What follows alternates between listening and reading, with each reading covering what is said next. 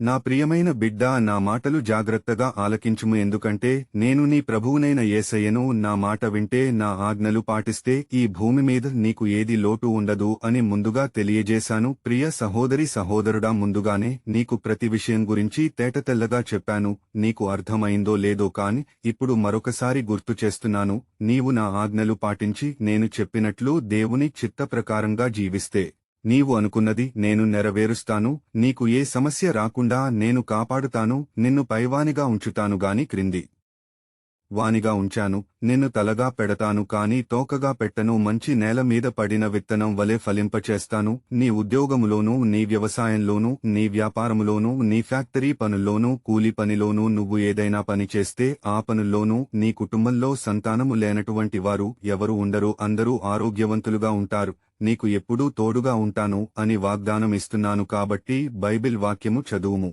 ద్వితీయోపదేశ కాండము 28వ అధ్యాయము 1-6 వచనము వరకు. నీవు నీ దేవుడైన యెహోవా మాట శ్రద్ధగా విని నేడు నేను నీకు నాపించుచున్న ఆయన ఆజ్ఞలనన్నిటినీ అనుసరించి నడుచుకొనిన ఎడల నీ దేవుడైన యెహోవా భూమి మీదనున్న సమస్త జనముల కంటే నిన్ను హెచ్చించును. నీవు నీ దేవుడైన యెహోవా మాట వినిన ఎడల ఈ దీవెనలన్నీయు నీ మీదకి వచ్చి నీకు ప్రాప్తించును. నీవు పట్టణములో దీవింపబడుదువు, పొలములో దీవింపబడుదువు. నీ గర్భఫలము, నీ భూఫలము, నీ పశువుల మందలు, నీ దుక్కి టెద్దులు, నీ గొర్రె మేకల మందలు దీవింపబడును. నీ గంపయు పిండి పిసుకు, నీ తొట్టెయు దీవింపబడును. నీవు లోపలికి వచ్చినప్పుడు దీవింపబడుదువు, వెలుపలికి వెళ్ళినప్పుడు దీవింపబడుదువు. వాక్యము చదివావు కదా, విన్నావు కదా. కాబట్టి నా వాక్యము ప్రకారము నీవు జీవిస్తే నీకు ఏది తక్కువ కాదు. నీ గొర్రెలు మేకల మందలు విస్తరింపచేస్తాను. భూమి మీద ఉన్న ప్రజలందరిలో ఎక్కువగా నీవు ఆశీర్వదింపబడతావు. అనుమానించక నాయందు విశ్వాసము కలిగి